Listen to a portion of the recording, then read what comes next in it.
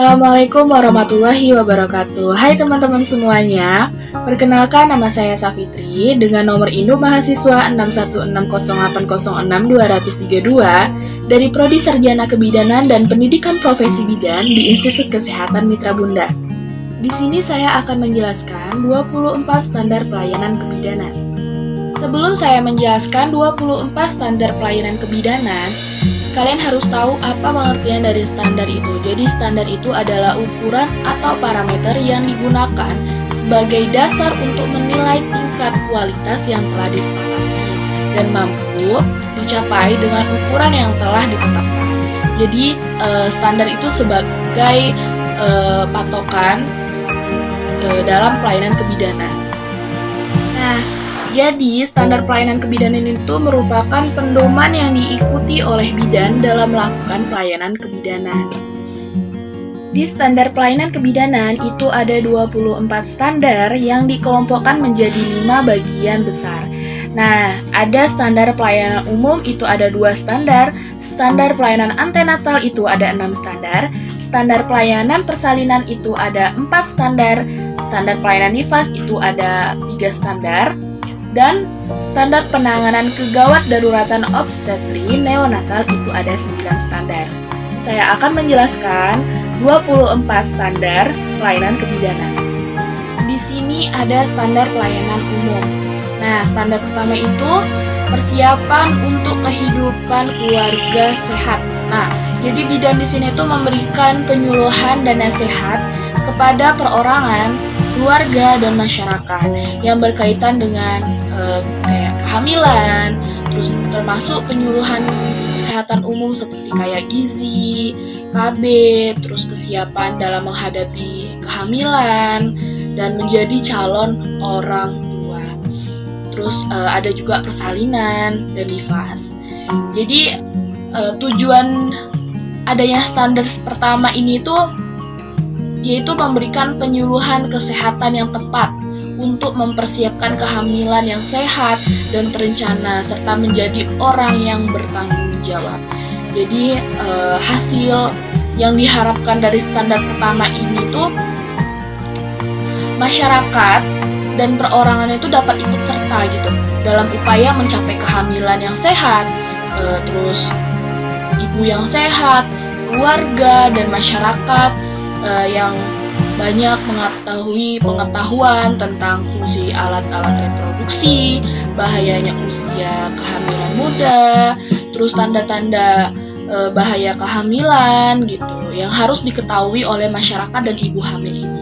Standar kedua yaitu pencatatan dan pelaporan. Jadi di sini tuh bidan melakukan pencatatan dan pelaporan semua kegiatan yang dilakukan. Yaitu itu seperti kayak dokumentasi, seperti kayak contohnya registrasi semua ibu hamil di wilayah kerjanya, terus rincian pelayanan yang diberikan kepada ibu hamil, kepada masyarakat, kepada ibu bersalin, terus kepada ibu nifas dan bayi baru lahir. Nah, jadi semua kunjungan penyuluhan masyarakat itu tuh didokumentasikan, dilakukan pencatatan, terus dilakukan pelaporan. Jadi tuh untuk di sini tuh kenapa dilakukan pendokumentasian atau pencatatan atau pelaporan itu sejenis itu tuh untuk meninjau secara teratur catatan untuk menilai kinerja dan penyusunan rencana kegiatan untuk meningkatkan pelayanan kebidanan tersebut. Jadi tujuan dari standar 2 ini itu mengumpulkan, menggunakan, dan mempelajari data untuk pelaksanaan penyuluhan itu kesinambungan pelayanan dan penilaian kerja. Jadi hasil yang diharapkan dari standar 2 ini itu supaya pencatatan dan pelaporan ini terlaksanakan dengan baik. Jadi tersedianya data untuk audit dan pengembangan diri itu dapat meningkatkan keterlibatan masyarakat dalam kehamilan, kelahiran bayi, dan pelayanan kebidanan. Standar pelayanan antenatal, standar ketiga yaitu identifikasi ibu hamil. Jadi di sini tuh bidan melakukan kunjungan rumah dan berinteraksi dengan masyarakat secara berkala. Jadi untuk memberikan penyuluhan dan motivasi ibu hamil, terus suaminya dan anggota keluarganya itu supaya mendorong ibu untuk memeriksakan kehamilannya sejak dini dan secara teratur. Jadi tuh kenapa sih adanya standar 3 itu supaya ibu dapat memahami tanda dan gejala kehamilan, terus kehamilan ibu, terus suaminya, terus masyarakat juga menyadari manfaat pemeriksaan kehamilan secara dini dan secara teratur itu untuk meningkatkan cakupan ibu hamil yang memeriksakan diri sebelum kehamilan 16 minggu. Standar 4, pemeriksaan dan pemantauan antenatal. Jadi, bidan ini memberikan pelayanan antenatal berkualitas dan deteksi dini komplikasi kehamilan. Jadi, maksud di sini itu supaya ibu mendapatkan pelayanan antenatal minimal 4 kali selama kehamilan. Jadi supaya meningkatkan pemanfaatan jasa bidan oleh masyarakat. Dan deteksi dini dan penanganan komplikasi kehamilan ibu hamil, suami, dan keluarga dan masyarakat itu supaya mengenali tanda bahaya kehamilan dan tahu apa sih yang harus dilakukan. Seperti kayak mengurus transportasi rujukan jika sewaktu-waktu itu dibutuhkan. Standar 5 itu palpasi abdominal. Jadi di sini itu bidan harus melakukan pemeriksaan abdomen secara seksama dan melakukan palpasi untuk memperkirakan usia kehamilan. Nah, dilakukan standar 5 ini itu untuk memperkirakan usia kehamilan, pemantauan pertumbuhan janin, penentuan letak, posisi di bagian bawah janin. Nah, yang diharapkan dari standar 5 ini itu bidan dapat memperkirakan usia kehamilan, diagnosis dini kelainan letak, terus dan merujuk sesuai kebutuhan. Mendiagnosis dini kehamilan ganda dan kelainan serta merujuk dengan kebutuhannya. Standar 6, pengelolaan anemia pada kehamilan. Nah, di sini tuh bidan itu melakukan tindakan pencegahan anemia, kayak penanganan dan perujukan semua kasus anemia pada kehamilan sesuai dengan ketentuan yang berlaku juga ya. Nah, tujuan dari standar 6 ini itu bidan mampu menemukan anemia pada kehamilan secara dini dan melakukan tindak lanjut yang memadai untuk mengatasi si anemia sebelum persalinan berlangsung. Nah, jadi jika ada ibu hamil dengan anemia berat dapat segera dirujuk. Penurunan jumlah ibu melahirkan dengan anemia, terus penurunan jumlah bayi lahir dengan anemia atau BBLR. Nah, seperti itu. Dan standar 7, pengelolaan dini hipertensi pada kehamilan. Jadi, di sini tuh bidan menemukan secara dini setiap kenaikan tekanan darah pada kehamilan, terus mengenali tanda gejala preeklamsia lainnya, terus serta mengambil tindakan yang tepat dan merujuknya. Nah, jadi itu maksudnya di sini tuh bidan harus bisa dapat mengenali dan menemukan secara dini hipertensi pada kehamilan dan harus cepat melakukan tindakan. Tindakan yang perlu dilakukan. Nah, yang diharapkan dari standar 7 ini, hasil yang diharapkan dari standar 7 ini itu bidan itu dapat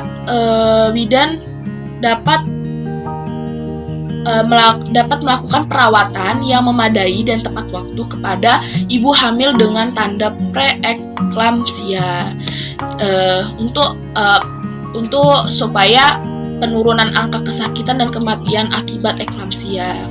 Standar 8 yaitu persiapan persalinan. Nah, jadi itu di sini tuh bidan itu memberikan saran yang tepat kepada ibu hamil, suaminya dan keluarga pada semester ketiga. Jadi itu untuk memastikan bahwa persiapan persalinan itu bersih dan aman dan suasana yang menyenangkan akan direncanakan dengan baik. Di samping persiapan transportasi dan biaya untuk merujuk bila tiba-tiba itu terjadi keadaan gawat daruratan gitu. Jadi itu bidan ini mengusahakan untuk melakukan kunjungan ke setiap rumah ibu hamil untuk hal ini. Jadi itu tujuannya ini untuk memastikan bahwa persalinan yang direncanakan dalam lingkungan aman dan memadai dengan pertolongan bidan terampil seperti itu. Baru ada standar pelayanan persalinan. Nah, itu standar 9, asuhan persalinan skala 1. Nah, jadi tuh di sini tuh bidan itu menilai secara tepat bahwa persalinan itu sudah dimulai. Nah, kemudian memberikan asuhan dan pemantauan yang memadai dengan memperhatikan kebutuhan ibunya, terus selama proses persalinan berlangsung. Nah, tujuan dari standar 9 ini itu tuh untuk memberikan pelayanan kebidanan yang memadai dalam mendukung pertolongan persalinan yang bersih dan aman untuk ibu dan bayi. Jadi, kenapa sih dilakukan standar 9 ini? Itu tuh supaya ibu bersalin mendapatkan pertolongan yang aman dan memadai, terus meningkatkan cangkupan persalinan, dan komplikasi lain yang ditangani oleh tenaga kesehatan itu berkurang gitu. Terus berkurangnya kematian atau kesakitan pada ibu bayi atau akibat partus. Standar 10, persalinan skala 2 yang aman. Nah, jadi di sini tuh bidan melakukan pertolongan persalinan bayi dan plasenta yang bersih dan aman. Jadi sikap sopan dan penghargaan terhadap hak ibu serta memperhatikan tradisi setempat. Jadi sebelum kita melakukan pertolongan persalinan tersebut, kita harus memperhatikan tradisi setempat, terus juga memperhatikan hak pribadi ibunya. Nah, terus kita juga mengizinkan ibu untuk memilih siapa yang mendampinginya saat persalinan, contohnya seperti suaminya atau keluarganya gitu. Jadi tujuan dari standar 8 ini itu untuk memastikan persalinan yang bersih dan aman bagi ibu dan bayi. Nah, kenapa sih ada standar 10 ini? Nah, yang hasil yang diharapkan itu supaya persalinan dapat berlangsung bersih dan aman, terus meningkatkan kepercayaan masyarakat kepada bidan, terus meningkatkan jumlah persalinan yang ditolong. Dan standar 11. Standar 11 ini penata laksanaan aktif persalinan skala 3. Nah, jadi tuh di sini tuh bidan melakukan penata laksanaan aktif persalinan skala 3. Nah, tujuannya itu membantu secara aktif pengeluaran plasenta dan selaput ketuban secara lengkap untuk mengurangi kejadian pendarahan pasca persalinan skala 3. Jadi itu untuk mencegah terjadinya atonia uteri dan retensio plasenta. Nah, yang diharapkan itu dapat menurunkan terjadinya pendarahan yang hilang pada persalinan skala 3 ini. Terus menurunkan terjadinya atonia uteri, menurunkan terjadinya retensio plasenta, terus memperpendek waktu persalinan skala 3, dan menurunkan pendarahan postpartum akibat penanganan pada skala 3. Standar 12. Nah, standar 12 ini penanganan skala 2 dengan gawat janin melalui episiotomi. Nah, jadi tuh di sini tuh bidan harus mengenali secara tepat tanda-tanda gawat janin pada skala 2 dan segera melakukan episiotomi dengan aman untuk memperlancar persalinan, diikuti dengan penjahitan perineum. Nah, tujuan dilakukan standar 12 ini itu untuk mempercepat persalinan dengan melakukan episiotomi. Nah, jika ada tanda-tanda gawat janin pada kepala janin merenggangkan perineum. Nah, yang hasil diharapkan dari standar 12 ini yaitu penurunan kejadian afiksia neonatorum berat, penurunan kejadian lahir mati di skala 2 ini. Pelayanan nifas. Nah, standar 13, perawatan bayi baru lahir. Jadi di sini tuh bidan memeriksa dan menilai bayi baru lahir untuk memastikan pernafasannya itu spontan, terus mencegah afiksia, menemukan kelainan pada bayinya, dan melakukan tindakan atau merujuk sesuai kebutuhan. Jadi tujuannya itu di sini itu adalah menilai kondisi bayi baru lahir dan membantu dimulainya pernapasan serta mencegahnya hipotermi. Nah, mencegah hipotermi, terus mencegah hipoglikemi dan infeksi pada bayi. Jadi di sini tuh hasil yang diharapkan itu bayi baru lahir ini menemukan perawatan yang segera dan tepat. Jadi perawatan itu harus betul, terus harus segera gitu. Standar 14 yaitu penanganan pada 2 jam pertama setelah persalinan. Jadi di sini itu bidan melakukan pemantauan ibu dan bayi terhadap terjadinya komplikasi paling sedikit selama 2 jam setelah persalinan. Tujuannya itu mempromosikan perawatan ibu dan bayi yang bersih dan aman selama persalinan kala 4 meningkatkan kesehatan meningkatkan asuhan sayap ibu dan si bayi, terus memulai pemberian ASI dalam waktu 1 jam masa dan menunggu kejadian standar 15 yaitu pelayanan bagi ibu dan bayi pada masa nifas. Nah, jadi di sini tuh bidan itu memberikan pelayanan selama masa nifas di puskesmas atau di rumah sakit, atau melakukan kunjungan ke rumah pada hari ketiga, minggu kedua, terus minggu ke-6 setelah persalinan. Terus untuk membantu proses penata laksanaan tali pusar yang benar, terus penemuan dini, penata laksanaan atau rujukan komplikasi yang mungkin terjadi pada masa nifas, terus serta bidan ini memberikan penjelasan tentang kesehatan secara umum, kebersihan perseorangan, terus makanan bergizi, asuhan pada bayi baru lahir, terus pemberian ASI kepada bayi, imunisasi, dan KB. Standar penanganan kegawat daruratan obstetri dan neonatal.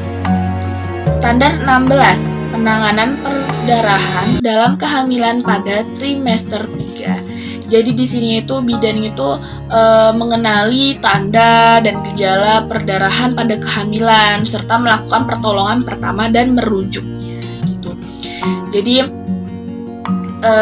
apa sih hasil yang diharapkan dari standar 16 ini itu kemampuan bidan dalam menerapkan standar ini itu ibu yang mengalami perdarahan kehamilan trimester 3 ini dapat segera mendapat pertolongan. Jadi bidan itu harus sigap, harus cepat gerak supaya ibu yang mengalami perdarahan kehamilan trimester 3 ini supaya mendapat pertolongan gitu. Terus kematian ibu dan janin akibat perdarahan pada trimester 3 ini dapat berkurang seperti itu. Terus meningkatkan pemanfaatan bidan sebagai sarana konsultasi ibu hamil. Standar 17 penanganan kegawat daruratan pada eklamsia. Jadi di sini tuh bidan harus mengenali apa sih tanda dan gejala eklamsia mengancam ibu hamil ini. Terus bidan harus merujuk atau memberikan pertolongan pertama pada kegawat daruratan pada eklamsia ini. Nah, seperti kenapa sih harus melakukan penanganan kegawat daruratan pada eklamsia ini? Supaya penurunan kejadian eklamsia ibu hamil yang mengalami preeklamsia berat dan eklamsia mendapat penanganan yang tepat. Terus cepat juga. Ibu dengan tanda-tanda preeklamsia ringan mendapatkan perawatan yang tepat. Terus supaya penurunan kesakitan dan kematian akibat eklamsia. 18 itu penanganan kegawat daruratan pada partus lama atau macet. Jadi tuh di sini bidan harus mengenali tanda dan gejala partus lama atau macet, terus serta melakukan penanganan yang memadai dan tepat waktu, terus untuk merujuk untuk persalinan yang aman gitu. Jadi di sini tuh bidan harus mengenali secara dini tanda gejala partus atau mace serta tindakan yang tepat, penggunaan patograf yang secara tepat dan seksama untuk semua ibu dalam proses persalinan, terus penurunan kematian atau kesakitan ibu dan bayi akibat partus lama atau mace. Standar 19 itu persalinan dengan menggunakan vakum ekstraksi. Jadi di sini tuh bidan itu harus mengenali kapan waktu diperlukan menggunakan ekstraksi vakum ini. Jadi melakukan secara benar dalam memberikan pertolongan persalinan dengan memastikan keamanan bagi ibu dan janinnya. Jadi tujuan dari penggunaan vakum ini itu untuk mempercepat persalinan dalam keadaan tertentu. Jadi hasil yang diharapkan itu penurunan kesakitan atau kematian akibat persalinan lama itu bisa mendapatkan penanganan darurat obstetrik yang cepat gitu. Jadi nggak lama-lama seperti itu. 20 itu penanganan kegawat daruratan retensio placenta. Nah, jadi di sini tuh bidan harus mampu mengenali retensio placenta, terus harus memberikan pertolongan pertama, termasuk plasenta manua dan penanganan perdarahan sesuai dengan kebutuhan. Jadi tujuannya itu untuk mengenali dan melakukan tindakan yang tepat ketika melakukan retensio plasenta. Jadi itu yang diharapkan itu supaya tuh penurunan kejadian retensio plasenta ibu dengan retensio plasenta mendapat penanganan yang cepat dan tepat. Terus penyelamatan ibu dengan retensio plasenta meningkat gitu. 1. Penanganan perdarahan postpartum primer. Nah, jadi di sini tuh bidan harus mengenali perdarahan yang berlebihan dalam 24 jam setelah persalinan dan segera melakukan pertolongan pertama kegawat daruratan untuk mengendalikan perdarahan yang terjadi. Jadi itu di sini tuh tujuan dilakukan standar 21 ini tuh bidan itu mampu mengambil tindakan pertolongan kegawat daruratan yang tepat pada ibu yang mengambil perdarahan postpartum primer atau atoni uteri. Jadi tuh di sini tuh supaya penurunan kematian dan kesakitan ibu akibat perdarahan postpartum primer ini itu tuh berkurang gitu. Nah, terus meningkatkan pemanfaatan pelayanan bidan. Terus merujuk secara dini pada ibu yang mengalami perdarahan postpartum primer. Nomor 22 itu penanganan perdarahan postpartum sekunder. Jadi tuh di sini tuh bidan harus mengenali secara tepat dan dini gejala perdarahan postpartum sekunder dan melakukan pertolongan pertama untuk penyelamatan jiwa ibu atau merujuknya. Nah, jadi tuh yang diharapkan dari standar 22 ini tuh adanya penanganan perdarahan postpartum sekunder itu tuh supaya kematian dan kesakitan akibat perdarahan postpartum sekunder ini bisa menurun, bisa berkurang seperti itu. Jadi ibu yang mempunyai resiko mengalami perdarahan postpartum sekunder ini supaya cepat dan tepat segera diberi penanganan sepsis puerperalis. Nah, jadi tuh di sini tuh bidan itu harus tahu tanda dan gejala, terus harus melakukan perawatan dengan cara merujuknya mungkin ke rumah sakit atau ke klinik. Terus tuh kenapa sih adanya penanganan spesies puerperalis itu supaya mendapat penanganan yang cepat dan tepat, terus supaya penurunan angka kematian, angka kesakitan itu tuh ada, terus meningkatkan pemanfaatan bidan dalam pelayanan nifas. Nah, yang terakhir itu ada standar 24 yaitu penanganan afiksia neonaturum. Nah, jadi itu di sini tuh bidan harus mengenali secara tepat bayi baru lahir dengan afiksia. Jadi di sini tuh harus melakukan tindakan secepatnya. terus memulai resusitasi, mengusahakan bantuan medis, merujuk bayi baru lahir dengan tepat dan memberikan perawatan lanjutan yang tepat. Jadi di sini tuh tujuannya adalah mengenal dengan tepat bayi baru lahir dengan afiksia, terus mengambil tindakan yang tepat dan melakukan pertolongan kegawat daruratan. Oke teman-teman semuanya, tadi itu penjelasan dari saya tentang 24 standar pelayanan kebidanan. Baik, semoga penjelasan saya tadi itu bisa bermanfaat bagi kita semua. Bila ada salah kata dalam pengucapan, saya mohon maaf. Saya akhiri, wabillahi taufik wa hidayah. Wassalamualaikum warahmatullahi wabarakatuh.